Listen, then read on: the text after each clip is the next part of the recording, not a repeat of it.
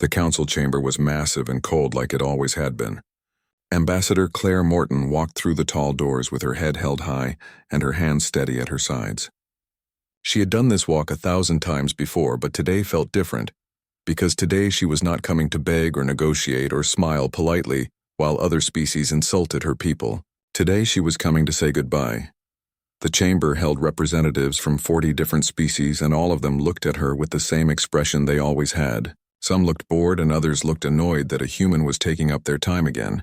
The Zalari representative named Thex was cleaning his mandibles with one of his thin arms, and he did not even look up when Claire reached the speaking platform in the center of the room. Claire had been Earth's ambassador for 20 years, and in that time she had watched her government propose hundreds of treaties and trade agreements and defense pacts. Every single one had been rejected or modified until it benefited everyone except humanity. When human ships were attacked by pirates in the Outer Rim, the Council took 6 months to even discuss sending help. When human colonies needed medical supplies during the plague outbreak, the Council voted to prioritize other species first. When humanity discovered a new faster-than-light engine design, the Council immediately classified it as restricted technology and demanded humans share it freely while paying massive fees to use anyone else's inventions. She placed her hands on the podium and looked around the chamber. 3 decades of frustration and disrespect had led to this moment, and she would not waste it. The United Terran government hereby withdraws from the Galactic Council, effective immediately. All human colonies and stations and vessels will cease cooperation with Council operations starting today. We are done. The chamber went silent for exactly 3 seconds, and then the laughter started. It was not loud laughter, but it was there in the way Thex's mandibles clicked together, and in the way the Vryn representative's tentacles curled with amusement. They thought she was joking or making some kind of dramatic negotiating play. You cannot simply leave the council. Thex finally looked up at her with his compound eyes reflecting the chamber's blue lights. The council maintains order across 200 systems and provides security and trade routes and medical research for all member species. Humanity benefits from these things just like everyone else. Claire had expected this response because the Council had never understood that humanity did not benefit the same way other species did. Humans paid higher tariffs and received fewer protections and were constantly reminded that they were the newest and least important members of galactic society. We are not asking for permission. Claire pulled out a datapad and placed it on the podium where everyone could see it. This document details the withdrawal of all human personnel from joint operations, and the termination of every trade agreement, and the recall of all defensive fleets from Council space. You will receive formal copies within the hour, but I wanted to deliver the news personally. The laughter had stopped now, and several representatives were leaning forward in their seats. The Dracovian ambassador stood up with his scales gleaming under the lights, and his voice was deep and threatening. Your economy will collapse without Council trade routes. Your colonies will be vulnerable to attack without Council protection. You are making a mistake that will destroy your entire species. Claire smiled for the first time since entering the chamber, and it was not a friendly smile. Our economy has been supporting half the Council for 30 years. Our defensive fleets have been protecting your borders while you cut funding to joint military operations. Our engineers have been maintaining your stations, and our doctors have been working in your hospitals. And our traders have been keeping your markets supplied with goods you cannot produce yourselves. We will be fine without you, but I am not sure you will be fine without us. She picked up the datapad and turned toward the exit. Behind her, the chamber erupted into shouts and demands and threats, but Claire did not look back. Her job here was finished, and she had a shuttle waiting to take her home to Earth, where she could finally retire in peace. High above Earth on the orbital defense platform called Unity Station Commander, Jack Hayes was reviewing the withdrawal orders on his command screen.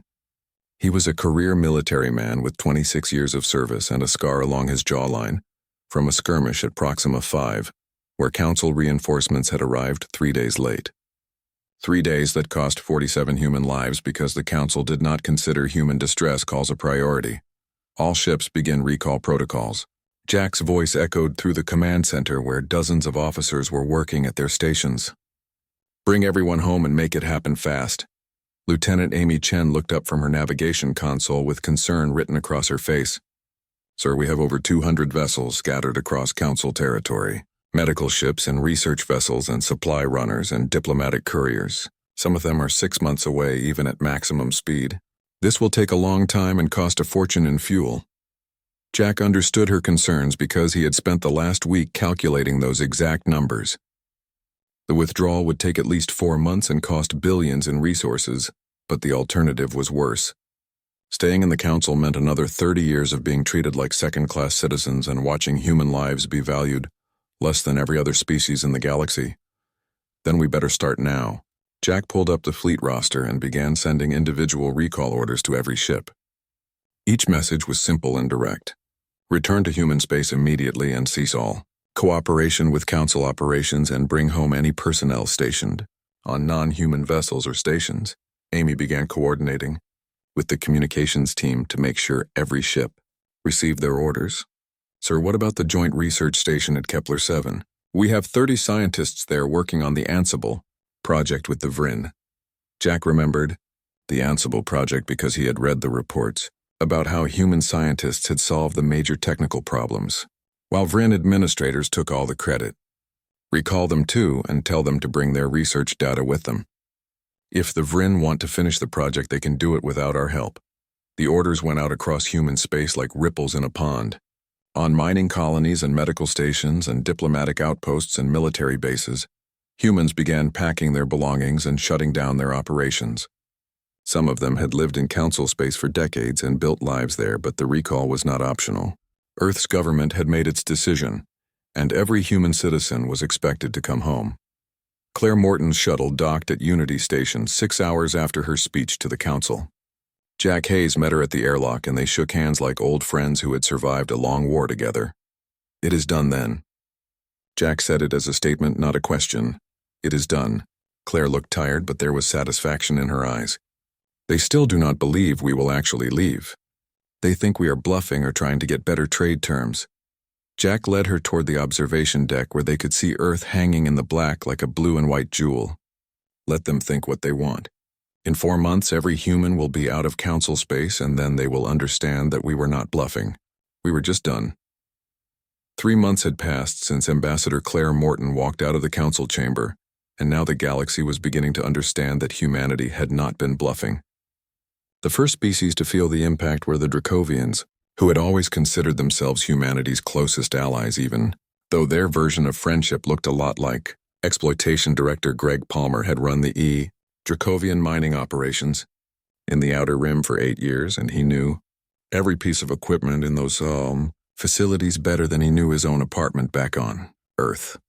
He was a practical man with thick hands and a weathered face and a mind that understood machinery the way poets understood words. When the recall order came through, he gathered his team of 47 technicians in the main assembly hall. Pack everything that belongs to us. Greg's voice was calm but firm as he looked at the faces of men and women who had worked with him for years. Tools and spare parts and documentation and personal items.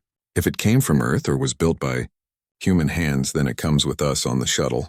The Dracovian overseer named Krell had been listening from the doorway, and now he stepped forward with his scales reflecting the harsh industrial lights.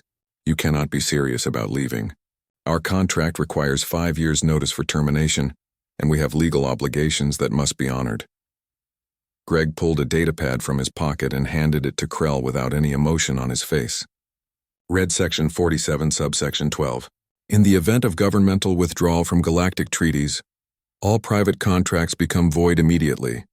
We are not breaking our contract because your council broke it when they pushed us out. Krell's scales darkened with anger as he read the document, and his clawed hands gripped the datapad so hard it cracked. You will cripple our economy and leave millions without work. 3 mining platforms depend entirely on your equipment and expertise. This is cruelty. Greg had heard this argument before from a dozen different Dracovian officials, and his answer never changed. Should have thought about that before your representatives voted to restrict our shipping lanes last year. Should have thought about it before you paid us half what you paid Vrin technicians for the same work. Should have thought about it before you laughed at our ambassador when she asked for equal treatment. He turned back to his team and started giving specific instructions about which equipment to prioritize. The Dracovians had paid for the mining platforms themselves, but every piece of extraction equipment and every diagnostic tool and every maintenance robot had been leased from human companies. The contracts were clear and legal, and now those contracts were ending. Krell watched in growing horror as the humans methodically stripped the facilities of everything that made them functional. "We will sue your government and your company and you personally. We will seek compensation through every legal channel available." Greg stopped packing long enough to look Krell in the eyes. "Good luck with that, because the council courts will not have jurisdiction over human citizens anymore. You wanted us gone and now we are leaving. Deal with it." The human team boarded their shuttle 6 hours later with every tool and piece of equipment they had brought to the outer rim. Behind them, the mining platform stood, silent and useless because the Dracovians had never bothered to learn how to maintain the systems themselves. Within 2 weeks, 3 platforms went completely offline and production dropped by 60%. The Dracovian economy, which had been growing steadily for a decade, suddenly crashed and millions of workers found themselves unemployed on the medical station. Orbiting Vryn Prime, a different kind of crisis was unfolding. Dr. Lisa Warren had spent 15 years working in the station's xenobiology department, and she had pioneered treatments for 6 different alien diseases that had previously been considered incurable. She was respected by her colleagues and honored by the Vryn medical community, but respect and honor did not change the fact that she was always paid less and promoted slower than non-human doctors. She was in the middle of surgery when the recall order reached her station. The patient on her table was a Vryn child suffering from a genetic disorder that affected the respiratory system. Lisa's hands moved with practiced precision as she repaired the damaged tissue, and her focus never wavered, even though she knew this would be her last surgery here. The operation took 4 hours, and when it was finished, Lisa cleaned up and went to meet with the Vryn medical director in his office. She had prepared detailed files on all ongoing treatments and research projects, and she handed them over with a tired smile. "I have documented everything as clearly as possible, but some of this research takes years to fully understand." Lisa sat down without being invited because she was too exhausted to care about Vryn customs anymore. "Without our team, you will struggle to maintain the current level of care." The medical director was an old Vryn with gray tentacles and wise eyes, and he had always treated Lisa with more respect than most of his species. "Then stay here with us because we need you, and your skills are irreplaceable. We can offer you better pay and better quarters and a promotion to head of xenobiology." Lisa had expected this offer, and she had already decided her answer. "My government called us home, and I have a family on Earth that I have not seen in person for 3 years. I am done being treated like a second-class citizen every time I attend a medical conference or apply for research funding. I gave you people 15 years of my life, and I got a career full of condescension in return." The medical director's tentacles drooped with sadness, but he did not argue further because he knew she was right. The Vryn had benefited enormously from human medical expertise while simultaneously looking down on humans as primitive newcomers to galactic society. Lisa left with her team of 23 human medical professionals, and they took with them not just their knowledge but also their passion and dedication. The Vryn tried to continue the research programs, but without humans to lead them, the work slowed and stalled. Within a month, the station's mortality rate increased by 12% and kept climbing. Diseases that had been under control started spreading again, and treatments that had been routine became complicated and dangerous. Back in human space, the recalled personnel were arriving, home to a very different situation. Captain Ryan Foster commanded a cargo vessel called Horizon's Edge, and he had spent 20 years hauling supplies between human and council worlds. The work had been steady but barely profitable because council tariffs and fees and inspection costs ate up most of his earnings.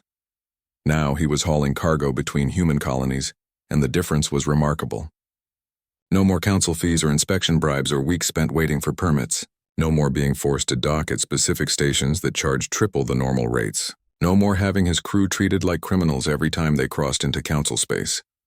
"We are finally keeping the profits we earn," Ryan told his crew during their weekly meeting as they traveled between Earth and the colony at Alpha Centauri. "No more paying 70% of our income to the council in various fees and taxes. No more being forced to hire council inspectors who do nothing but look for reasons to fine us." His navigator, Lieutenant Karen Brooks, pulled up a star chart showing human-controlled space. 3 new colonies established just this month, and 2 more are being planned. Earth's government is expanding faster than we have in 30 years. Ryan leaned back in his captain's chair with satisfaction spreading across his face. "That is because we are not being held back anymore. Turns out humans do pretty well when they are not carrying everyone else on their backs and being punished for it. The galaxy was slowly realizing what it had lost. 6 months after humanity walked away from the Galactic Council, the emergency session was called and every member species sent their highest-ranking officials because the situation had become desperate. The Grand Council chamber that had once echoed with laughter at human proposals was now filled with angry voices and accusations flying in every direction. Council Director Zarn floated at the center of the chamber in his methane-filled containment sphere, and his translated voice boomed through the speakers. We have received the economic reports from all sectors, and the numbers are worse than anyone predicted. Human trade accounted for 38% of our total GDP, and their withdrawal has triggered cascading market failures across 200 systems. The Dracovian representative stood with his scales pale from stress. Our mining operations have collapsed, and 60% of our workforce is unemployed. We cannot maintain the equipment humans left behind because we never learned how it works. Our economy is in freefall, and there are riots in 3 major cities. The Vryn representative's tentacles trembled as she spoke. Our medical system is failing, and mortality rates have increased by 18% in the last month alone. Diseases we had controlled for decades are spreading again because human doctors are gone. We are facing a health crisis unlike anything in our history. One by one, the representatives reported similar disasters. Supply chains had broken down because human traders were no longer moving goods between systems. Technologies sat idle because human engineers were not there to maintain them. Research projects had stalled because human scientists had taken their knowledge home. Even simple things like food production had suffered because human agricultural techniques were no longer being shared. Zarn listened to all the reports before speaking again. We underestimated their integration into our systems because we saw them as participants, when in reality they were foundational. The humans built the infrastructure we took for granted, and now that infrastructure is crumbling without them. On the colony world of New Terra, the situation was even more personal. The planet had been a joint settlement between humans and several council species, but when the recall came, every human packed up and left. Mayor Carl Jensen had been one of the last to go, and now he stood at the spaceport facing an angry crowd of aliens who had stayed behind. Carl was 62 years old, with gray hair and the strong hands of an engineer who had helped build this colony from bare rock. You left us to die here and took everything with you, a Felian female shouted from the front of the crowd with her fur standing on end. The power generators are failing, and the water purification system stopped working yesterday. We have children here who will not survive without those systems. Carl had heard these complaints before, and his answer had not changed. We offered to sell you the equipment at fair prices, but your council representatives refused to negotiate with what they called defectors. They said you would rather die than deal with traitors. So we took what belonged to us and left. Another voice called out from the crowd. You could have stayed and helped us even if the council was against it. You could have shown compassion. Carl looked at the speaker and his expression was hard. We showed compassion for 30 years while your people treated us like servants. We built your power stations and purified your water and grew your food and fixed your equipment every time it broke. And what did we get in return? Lower pay than everyone else and housing in the worst part of the colony, and constant reminders that we were only tolerated, not welcomed. The crowd grew quieter as Carl continued speaking. We are not responsible for your survival anymore because you made it clear you did not want us here. Except to do the work you could not be bothered to learn. You wanted the benefits of human knowledge without giving humans basic respect. Now you can figure it out yourselves like we always had to. He turned and walked toward his shuttle while the crowd stood in stunned silence. Behind him, New Terra would struggle and suffer, and maybe some would die before they learned to maintain their own systems. Carl felt bad about that, but not bad enough to stay in a place where humans were valued only for their labor. Meanwhile, in human space, a completely different story was unfolding. The colonies that had always struggled under council restrictions were now thriving beyond anyone's expectations. Production was up and trade was booming, and new settlements were being established at a pace that seemed almost reckless. Captain Ryan Foster brought his ship into dock at the new colony called Haven, and he was amazed at how much had been built in just 6 months. The station was huge and modern and bustling with activity.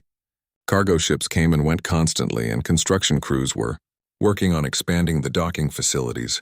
To handle even more traffic, Ryan met with the colony administrator named Jake Sullivan in the station's command center.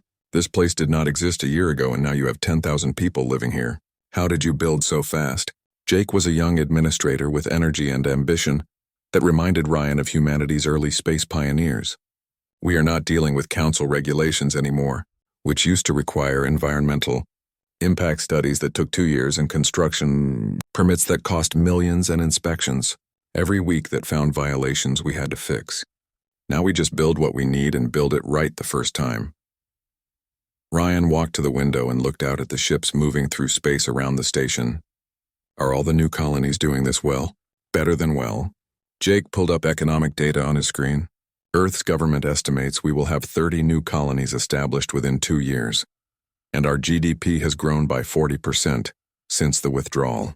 Turns out we were spending more resources dealing with council bureaucracy than we were actually building things. The transformation of human space was not just economic, but cultural as well. People who had spent years bowing to council regulations and accepting second-class status were now walking with their heads high and pride in their voices. Engineers created new designs without worrying about council approval. Scientists pursued research the council had called too dangerous. Traders negotiated deals that actually benefited humanity instead of everyone else. Lieutenant Karen Brooks had been tracking the changes, and she presented her findings to Ryan during their next crew meeting. Captain, I have been analyzing the data, and human innovation has increased by 65% since we left the council. We are filing more patents and publishing more research and building more ships than we did in the previous decade. Ryan was not surprised because he had seen the change in his own crew. They worked harder and complained less and took pride in their work, because they were finally being rewarded fairly for it. Why do you think that is? Karen smiled. Because we are not being held back anymore. The council always said they were helping us, but really they were afraid of us. They saw how fast humans learn and adapt and create, and they knew if we were allowed to reach our full potential, we would surpass them. So they buried us in regulations and fees and restrictions disguised as help. Back in council space, the realization was slowly sinking in. The council had not been supporting humanity out of kindness. They had been controlling humanity out of fear, and now that control was gone and the results were obvious to anyone paying attention. Humanity was thriving while the council was collapsing, and there was nothing anyone could do to change it because the humans were done listening to promises and apologies and offers of better treatment. The galaxy was learning a hard lesson about respect and value and the cost of taking people for granted. 1 year after humanity walked away, the Galactic Council was desperate enough to do something they had never done before. They sent an envoy to Earth to beg for humanity's return, and the choice of envoy showed just how little they understood about what they had done. Ambassador Thex arrived at Earth's orbital diplomatic station with the same arrogance he had shown when Claire Morton announced the withdrawal. Thex was met not by Claire, who had retired to a quiet farm in Colorado, but by Director Paul Martinez, who had been appointed as Earth's new foreign secretary. Paul was 40 years old with sharp eyes and a reputation for being blunt to the point of rudeness. He did not believe in diplomatic language or gentle negotiations, and he had no patience for aliens who thought humanity would come crawling back. The meeting took place in a small conference room with windows, looking out at Earth hanging beautiful and blue in the void. Thex settled into his seat and arranged his limbs in what he probably thought was a humble posture, but Paul could see the calculation behind his compound eyes. Will be direct because I understand humans appreciate directness. Thex's mandibles clicked as he spoke through his translator. The Council wishes to negotiate humanity's return to galactic civilization. We are prepared to offer significant concessions, including full voting rights and equal representation, and reduced tariffs on human goods. Paul sat across from him with his hands folded on the table. We are not interested in returning to the Council under any circumstances. Is there anything else you wanted to discuss today? Thex's mandibles stopped moving for a moment as if he could not believe what he had heard. You cannot simply abandon galactic civilization. We are offering you everything you asked for during your 30 years of membership. Full equality and respect and a seat at the table where real decisions are made. You are offering us now what we deserved 30 years ago. Paul's voice was cold and hard. My answer is no, and the answer from Earth's government is no, and the answer from every human colony is no. We are done with the Council permanently. Thex leaned forward with his translator volume increasing. But the suffering that is happening across council space is tremendous. Medical systems are failing and millions are dying from diseases that were previously controlled. Food shortages are causing starvation on 17 worlds. Infrastructure is collapsing everywhere. Does human compassion mean nothing when faced with this scale of tragedy? Paul had expected this argument and he had prepared his response carefully. Human compassion built half the hospitals in council space, and human engineers maintained your stations for 3 decades. And human traders kept your economies running smoothly. We gave you everything we had, and what did we get in return? Mockery and exploitation and constant reminders that we were the least important species in the galaxy. Thex's voice took on a pleading tone. Those were mistakes made by individuals, not by the Council as a whole.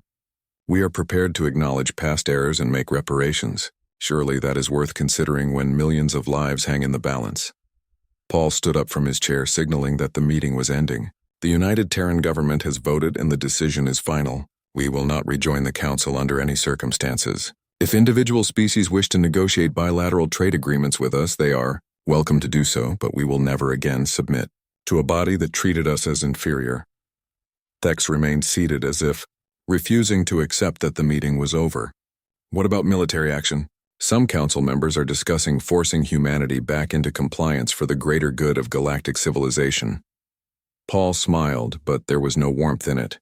You are welcome to try, but I should warn you that our military has grown substantially since we left the Council. We have been building ships and weapons and defense systems without Council restrictions, and I think you would find us much harder to intimidate than you expect. Also consider what happens if you attack us and lose. The Council is already falling apart, and a failed military campaign against humanity would finish what we started. Thex finally stood and moved toward the door, but he turned back one last time. You are condemning millions to death and suffering because of your pride. History will remember humanity as cruel and selfish. Paul walked to the window and looked down at Earth below. History will remember that we tried for 30 years to be good members of your Council, and you rejected us at every turn. History will remember that we built your infrastructure and healed your sick and fed your hungry, while you paid us less and respected us least. History will remember that when we finally had enough, we did not declare war or seek revenge. We just left, and if that makes us cruel in your eyes, then so be it. Thex left the station and returned to Council space with nothing to show for his journey.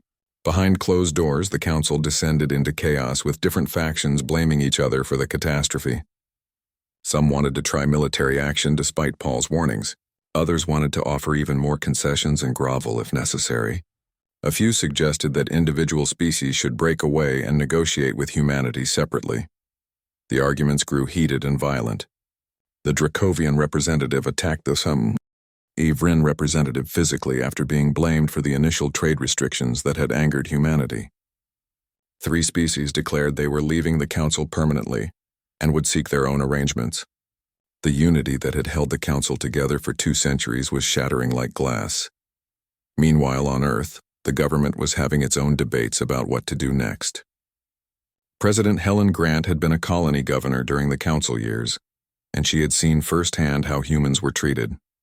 She called a meeting of her top advisors to discuss humanity's future relationship with the galaxy. We have received formal requests from 8 species asking to negotiate trade agreements outside the Council framework. Helen looked around the table at the faces of people she trusted. The question is whether we engage with them or maintain complete isolation.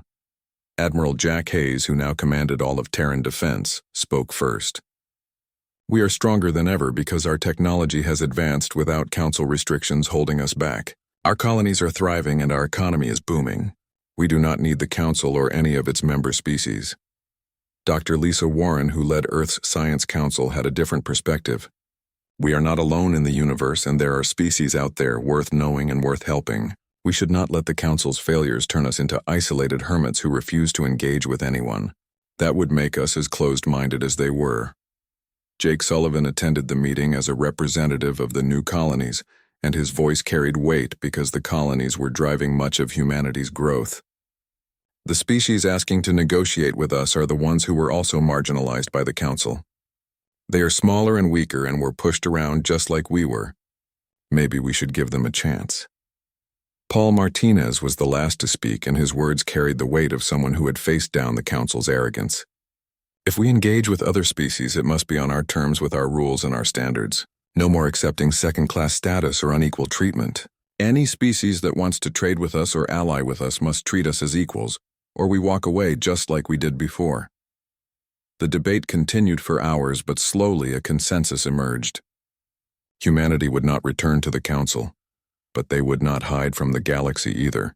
They would build something new and better, and any species that wanted to join them would be welcome, as long as they embraced real equality. The decision was made and the work began. 3 years after, humanity walked away from the Galactic Council. The galaxy looked completely different from what anyone had imagined.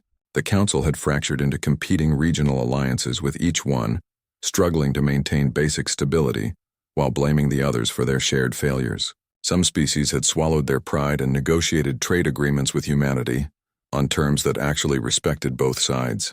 Others remained too proud to admit their mistakes and continued their slow decline into economic collapse and social chaos. President Helen Grant stood before the Terran Assembly in the Great Hall on Mars, where representatives from every human colony had gathered for the most important vote in their history. She had been a colony governor during the dark days of Council membership, and she carried the memories of every insult and every restriction and every moment when humans had been treated as lesser beings. We face a choice that will define humanity's place in the galaxy for generations to come. Helen's voice carried clearly through the chamber. Do we remain isolated and self-sufficient, or do we reach out to other species and build something new? Do we let the Council's cruelty turn us bitter and closed, or do we prove that we are better than they ever were? Admiral Jack Hayes sat in the military section of the Assembly, and when he was called to speak, he stood with the bearing of a man who had spent decades defending humanity's interests. Our fleet is now the most advanced in known space because we have been building and innovating without restrictions for 3 years. We have defensive capabilities that would make any aggressor think twice, and we have expanded our territory by 40%. From a purely strategic standpoint, we do not need anyone else. Dr. Lisa Warren rose from the science section, and her voice carried the passion of someone who had dedicated her life to helping others. But we are not purely strategic creatures. She looked around at the assembled representatives. There are species in this galaxy who were marginalized by the Council just like we were. Small species with no voice and no power who suffered under the same system that exploited us. If we turn our backs on them now, we become exactly what we hated about the Council. Jake Sullivan spoke on behalf of the colonies, and his perspective was practical and forward-looking. The new colonies are thriving because we are free to build and create without interference, but we are also thriving because we learned from good people of many species during our Council years. Not every alien treated us badly. Some were kind and fair and respectful. We should not punish the good ones because the powerful ones were cruel. The debate lasted for 3 days with passionate arguments on both sides. Some representatives wanted complete isolation, arguing that any engagement with aliens would eventually lead back to exploitation. Others wanted cautious engagement with strict rules about equality and respect. A few advocated for creating a new galactic organization that would be built on principles the Council had never honored. Finally, the vote was called, and the result was decisive. Humanity would establish the Terran Commonwealth, and it would be open to any species willing to embrace true equality and mutual respect and fair trade. No member would dominate others, and no voice would be dismissed or ignored. Any species that tried to recreate the Council's hierarchies would be expelled immediately. The work of building the Commonwealth began immediately. Ambassador Claire Morton came out of retirement because there was no one else with her experience and her understanding of what needed to be different this time. She had spent a year on her farm in Colorado, growing vegetables and reading books and trying to forget the frustration of 30 wasted years. But when President Grant called and asked her to lead the Commonwealth's diplomatic corps, she could not refuse. The new headquarters was established on Mars in a building designed by human and alien architects working together. The structure was beautiful and functional, with spaces designed to accommodate the environmental needs of dozens of different species. But more important than the building was the charter that every member species had to sign. Claire stood in the main assembly hall on opening day and looked at the representatives from 23 different species who had chosen to join the Commonwealth. Some were former council members who had been pushed to the margins. Others were independent species who had never been allowed to join the council because they were considered too small or too primitive. All of them had one thing in common, which was that they were tired of being treated as less important than the powerful species. The council failed because it was built on hierarchy, with some species considered more valuable than others. Claire's voice was strong despite her age. The Commonwealth will succeed because it is built on partnership. Every member has equal voting rights regardless of the size of their population, or their military strength, or their economic power. One species, one vote, and majority rules. Not everyone in the galaxy approved of what humanity was building.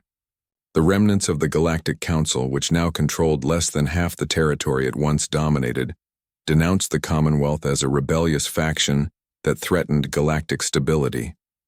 Some of the more aggressive species warned that they would not tolerate this challenge to the established order.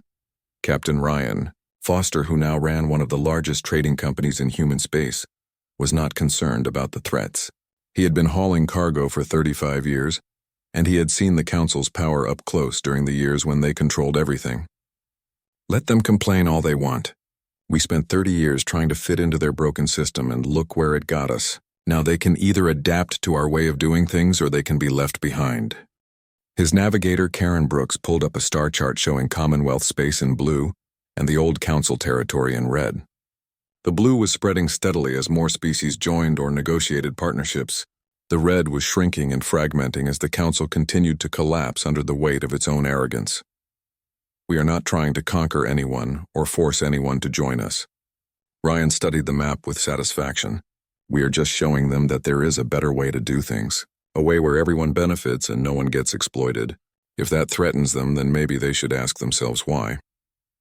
Back on Earth in the government complex, Paul Martinez was handling the diplomatic requests that came in daily from species wanting to join the Commonwealth or negotiate trade deals. Some of the requests came from species that had treated humans terribly during the Council years, and those were rejected. Immediately, without discussion, you do not get to mock us for 30 years and then ask to be our partners when your economy collapses, Paul told his staff during one of their morning meetings. The Commonwealth is for species who actually believe in equality, not for opportunists who just want access to human technology and markets. The selection process was strict because humanity had learned the hard lesson about accepting members who did not share their values. Each species requesting membership had to demonstrate through their actions, not just their words, that they believed in the Commonwealth's principles. They had to show how they treated their own citizens and their neighboring species.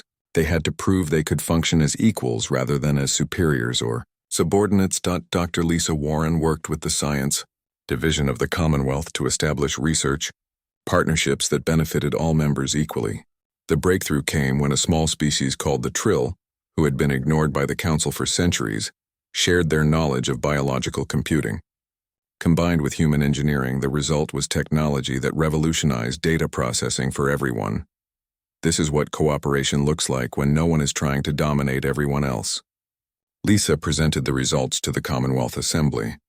The Trill had this knowledge for decades, but the Council never asked them because they were considered primitive.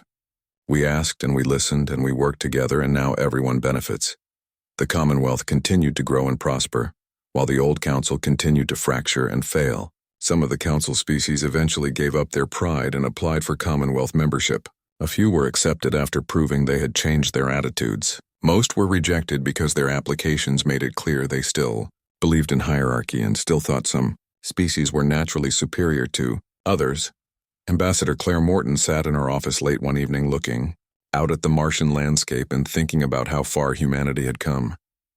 30 years of suffering under the Council system had seemed endless when she was living through it, but those years had taught humanity an important lesson about self-respect and the cost of accepting poor treatment just to be included. We did not destroy the old order by declaring war or seeking revenge, Claire said to Helen Grant during one of their private conversations. We destroyed it by walking away and showing everyone that there was an alternative. Sometimes the most powerful thing you can do is refuse to participate in a broken system. Helen agreed. The Council thought we needed them more than they needed us, and they were wrong. They thought we would come crawling back when things got difficult, and they were wrong about that too. We proved that humans do not need anyone's permission to thrive. The galaxy would never be the same, and that was exactly what humanity had intended.